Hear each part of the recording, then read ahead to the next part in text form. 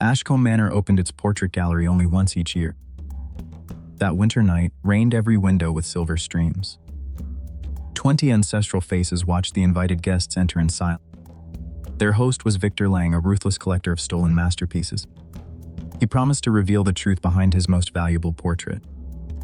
The painting showed a pale woman wearing a black pearl necklace.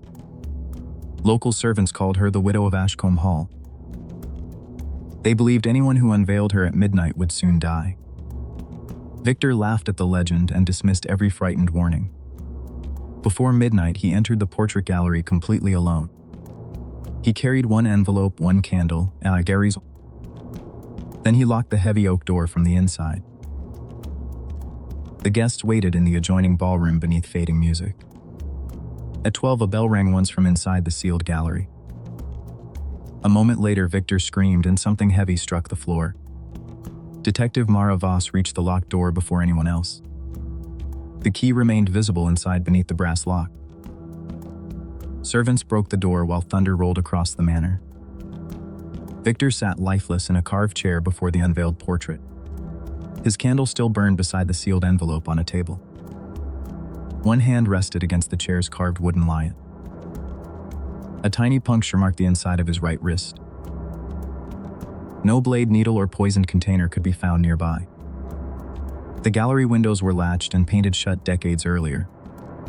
Every portrait frame remained fixed against the solid stone wall. The strange black pearl painting appeared to be watching the body. Several guests whispered that the legendary widow had claimed another victim. Mara ignored the superstition and examined the chair. The carved lion's mouth contained a narrow, polished opening. Inside it, she discovered one fresh drop of amber liquid. Mara measured the opening against the puncture on Victor's wrist. The two positions aligned perfectly when his arm rested naturally. But no weapon remained inside the lion's mouth. Only a thin metal channel disappeared into the chair's wooden back. The detective followed the channel toward the floor beneath the chair. Fresh scratches showed the chair had recently been moved forward. Someone had positioned Victor in one exact place before midnight. Mara then examined the curtain cord beside the mysterious portrait. The blue silk cord had been replaced with newer material. Several fibers were trapped inside a brass pulley above the frame. Pulling the cord would unveil the painting at midnight. But it also moved something hidden beneath the floorboards. Mara removed one loose board behind the carved chair.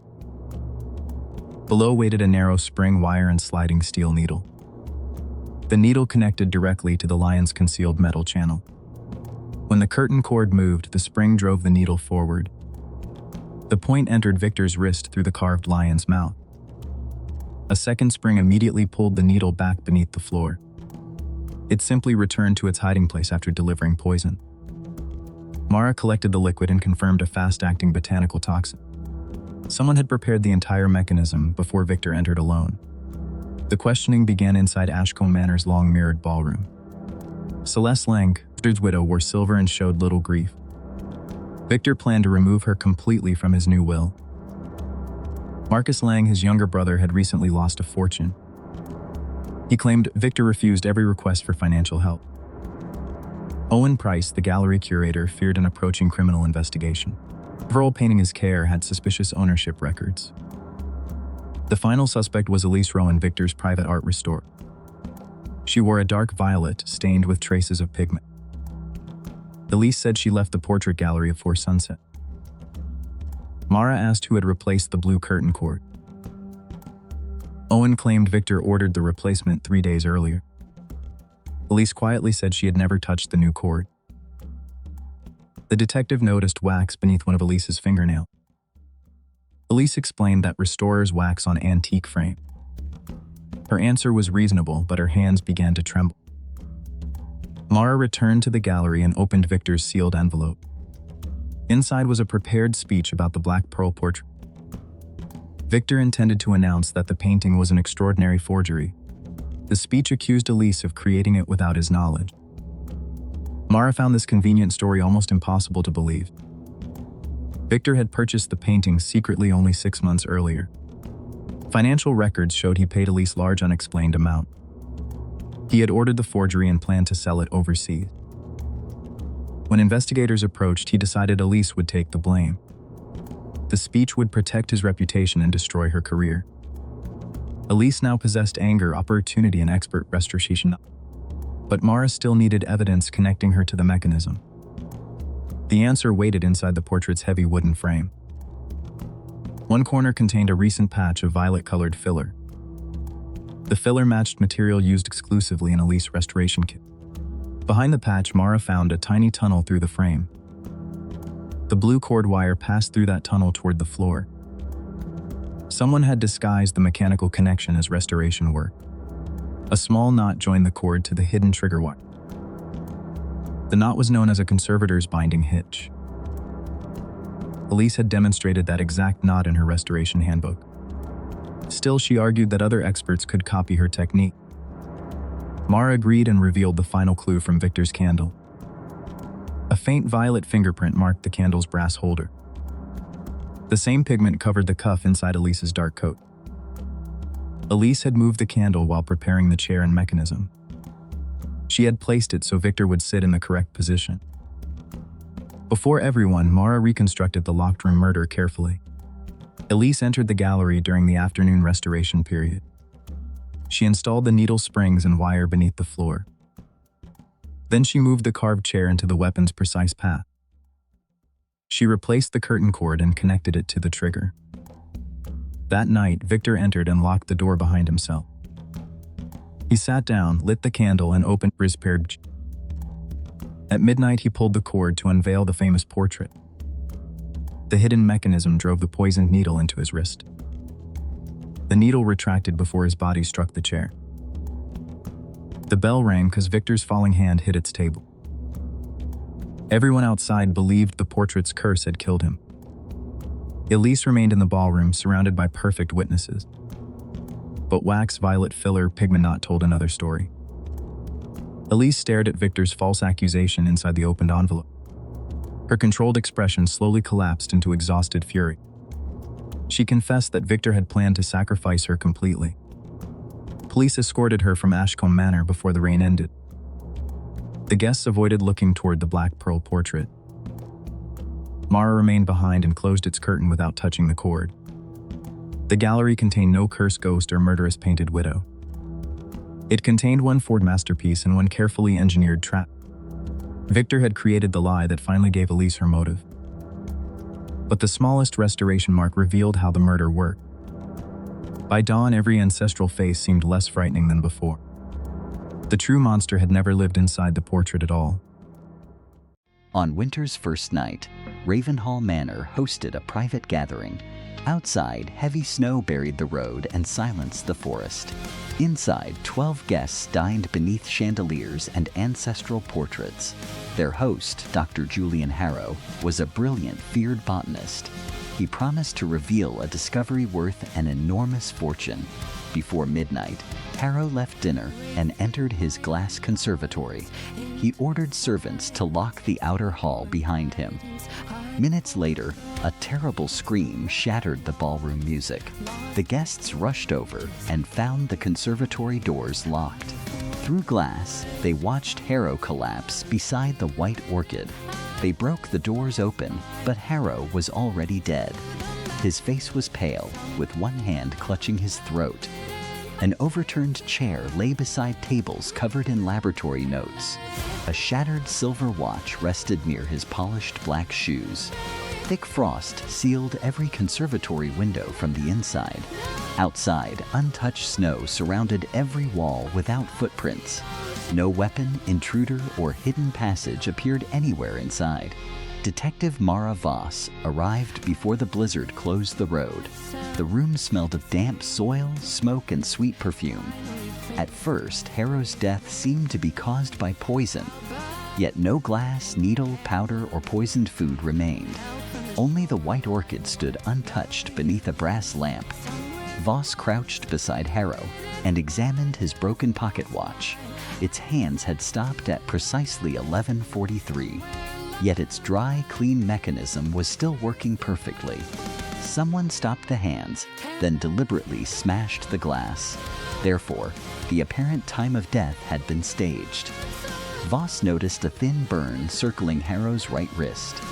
Nearby, a copper watering pipe vanished beneath the floor. The pipe connected every flower bed to the central boiler. Normally, warm vapor protected the conservatory's delicate tropical plants. That night, however, the pipe felt cold through her glove.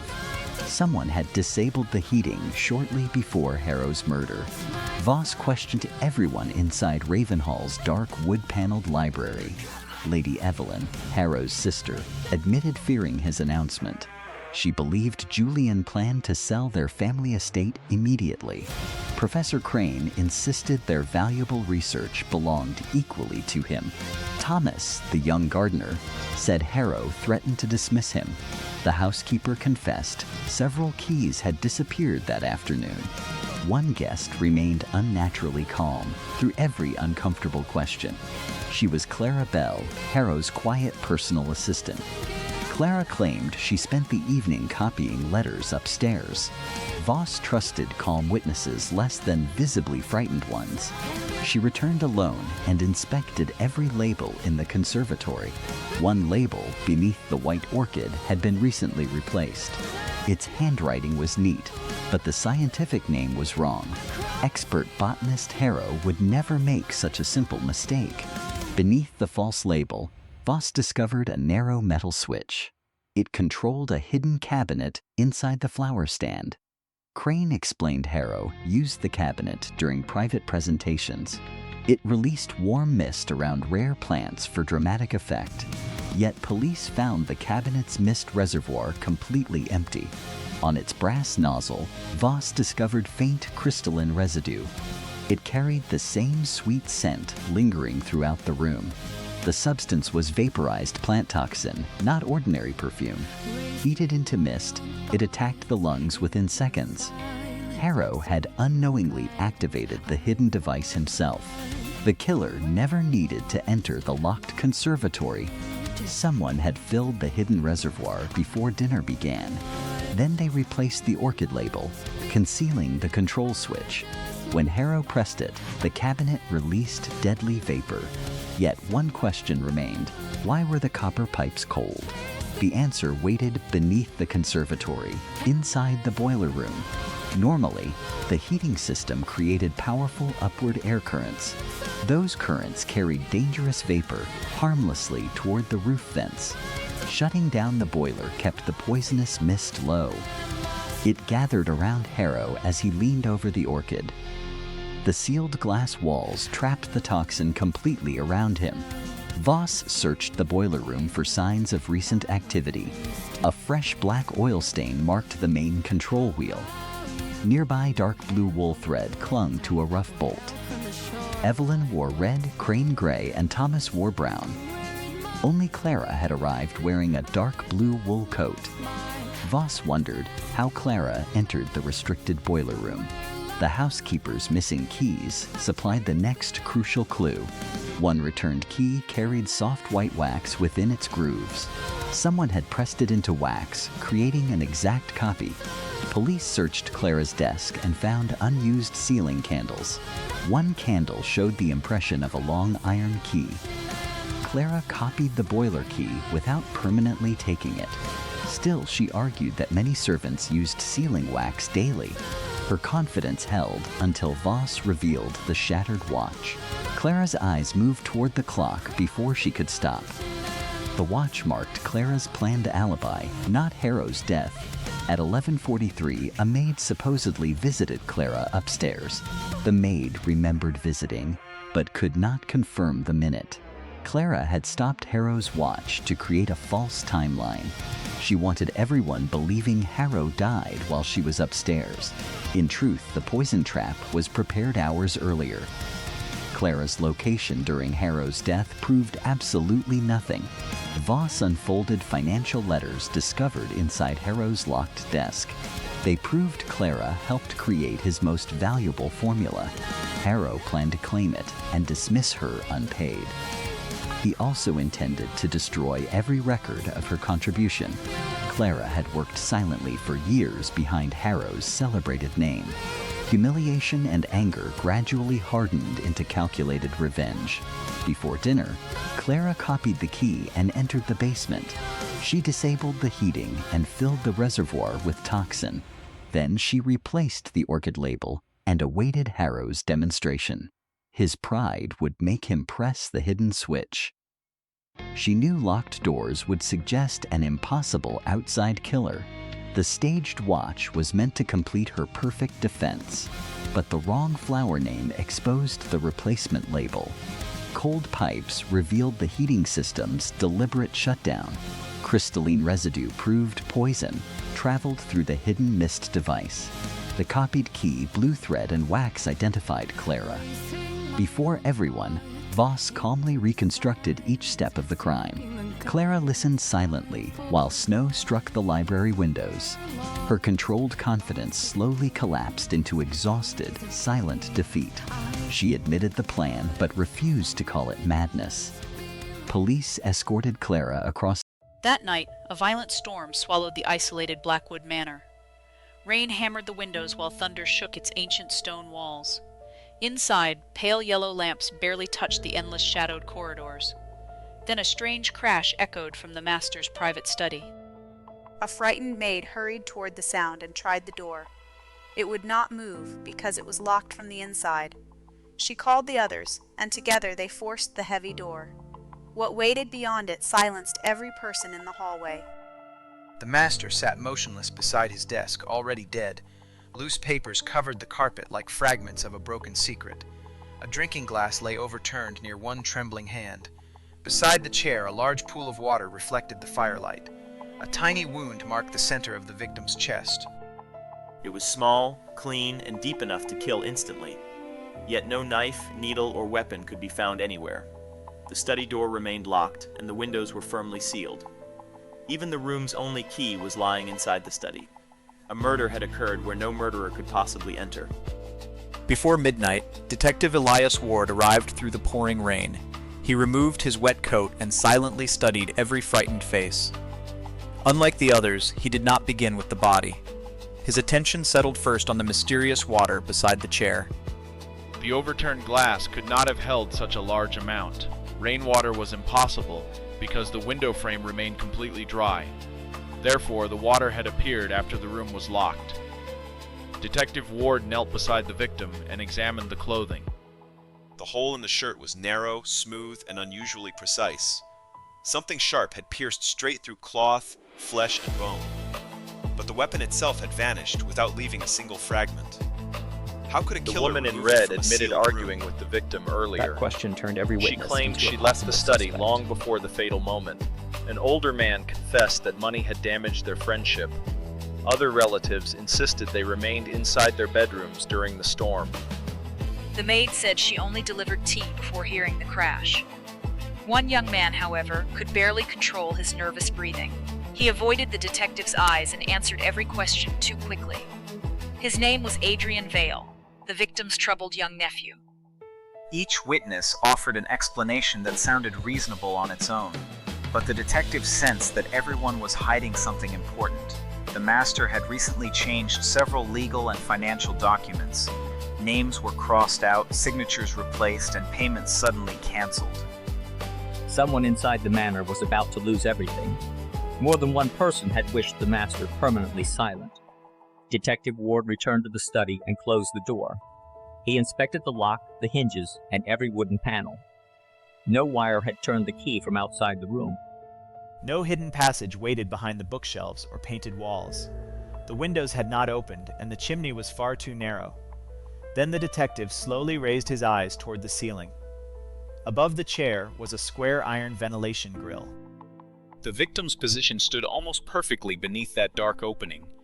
For the first time, the impossible murder gained a possible direction. Ward requested the manor's original architectural plans from the basement. The ventilation shaft connected the study to an unused upper service area. A narrow storage loft ran directly above the locked room. Near that loft, investigators discovered an old wooden ladder. Most of its steps carried a thick blanket of undisturbed dust, but several marks had been freshly rubbed by hands and shoes. Someone had climbed that ladder during the night of the murder.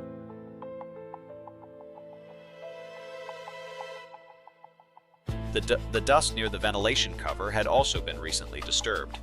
A faint shoe pattern appeared beside the edge of the shaft. Detective Ward removed the grill and searched the dark passage.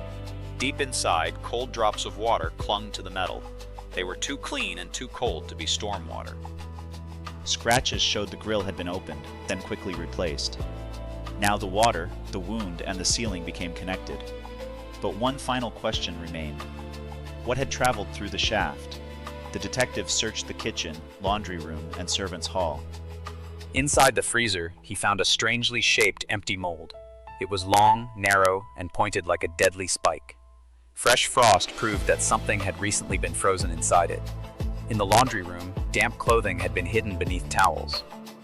No one admitted wearing those clothes outside during the storm, yet the fabric carried cold moisture and gray ventilation dust. The stains perfectly matched the residue inside the upper shaft. Then Ward examined Adrian Vale's shoes beside the fireplace. Their soles carried the same pattern found on the dusty ladder. At last, every separate clue formed one complete and terrible method. The murder weapon had never been removed from the locked room. It had simply destroyed itself after completing its deadly purpose. Adrian had created a sharp spike entirely from frozen water. He kept it hidden inside the freezer until the final moment. Every evening, the master worked beneath the same ventilation opening.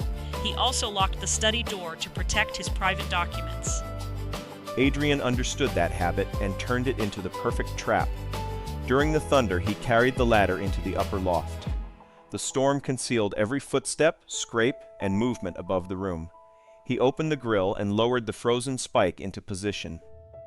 From the shaft, he struck without ever entering the study. The weapon pierced the victim's chest and caused immediate death. Adrian withdrew his tools, replaced the grill, and hid the ladder. He believed the locked door would make the crime supernatural.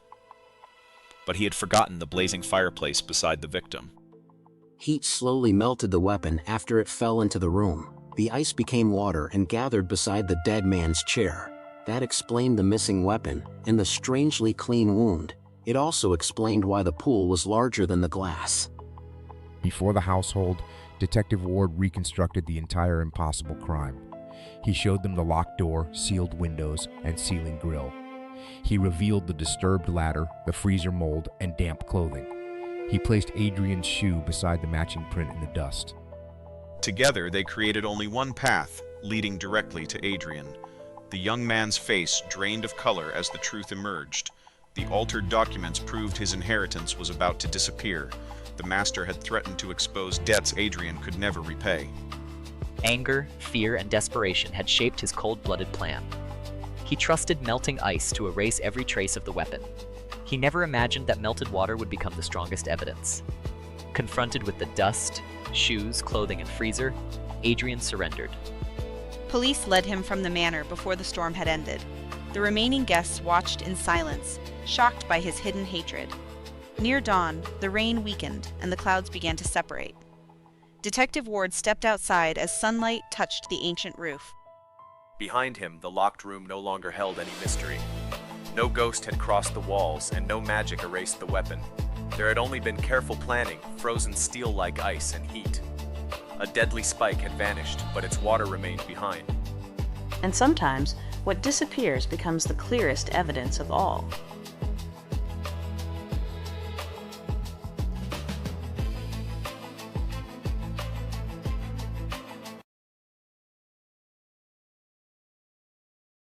Blackthorn Hall stood beneath the cold midnight sky. The ancient tower guarded the frozen valley below. 7 guests gathered there for a private announcement. Their host, Sir Alden, collected rare mechanical wonders. He would reveal a new will and restored clock. Before midnight, Alden climbed alone into the tower, locked the heavy iron door from inside. Lo, the guests felt the great clock trembling. The first chime rolled across the frozen valley. A second followed, then allowed a third chime. Everyone expected silence after the 12th midnight strike. Instead, a 13th chime shook the entire tower. Then a sharp cry sounded behind the locked door. Detective Mara Voss immediately raced up the stairs. The tower key lay visible inside the room. No one answered, so servants broke the lock. Alden sat motionless beneath the enormous clock. The fallen chair lay beside the inspection table. A tiny wound marked his upper chest. But yet no weapon remained anywhere inside the locked room.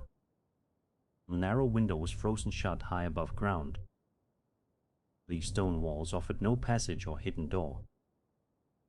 Only the massive clock machinery continued moving behind him. R ordered every guest to remain inside Blackthorn Hall. She first investigated the impossible 13th midnight chime. The clock mechanism could strike only 12 times. But someone had altered it before Alden entered the chamber. Mara found fresh brass dust. The newly oiled screw rested on the stone floor. Alden's spotless gloves proved he never touched the screw. Mara noticed the wound followed a perfectly straight angle. The object had struck directly from the front. The open floor before Alden was completely empty. Above his chair stood a decorative mechanical knight. It raised a harmless brass lance. Watched the clockwork figure slowly reset itself. The one lance section had been polished very recently. Dark stain marked the narrow slot behind it. Someone had turned the knight into a concealed weapon. Clara began questioning suspects inside the candlelit drawing room. Lady Beatrice feared losing her inheritance under Alden's will. She admitted arguing with her father about the will. Edmundshaw hid enormous debts from reckless gambling. He claimed 3 witnesses saw him drinking at midnight. Thomas Pike had maintained the tower clock for decades. Another expert had helped restore it the previous month. Lydia Marlowe, a gifted mechanical engineer. Lydia answered calmly, hiding every trace of nervousness. She said Alden dismissed her before the evening meal. Lydia, all restoration work was complete. Claire asked why fresh brass dust remained inside. Lydia blamed Jonas, then glanced quickly toward him. Clara returned upstairs and examined the clock's strike wheel. 12 deep notches controlled the 12 midnight chimes. A temporary metal tooth sat beside the final notch. That extra tooth had created the 13th strike. Also engaged a secondary gear behind the clock. Thin rods connected that hidden gear to the knight. 13th chime, its lance drove forward. The polished section slid outward like a narrow piston. It extended through the slot toward Alden's chair. The strong spring immediately pulled the lance backward. The hidden weapon had never left the locked room. It simply returned inside the clockwork knight afterward. Mara measured the lance against Alden's seated wound. Their alignment matched within the width of 1 coin. The chair required 1 exact position for the strike. The fresh scratches proved someone had moved it recently. The clean rectangle revealed its original place farther left. The killer positioned it directly before the hidden lance. The mechanism alone could not identify its maker. Mara entered the restoration workshop beside the tower. The drawer held several custom-made brass gear teeth. One empty compartment matched the tooth inside the clock. The file bore fresh brass residue.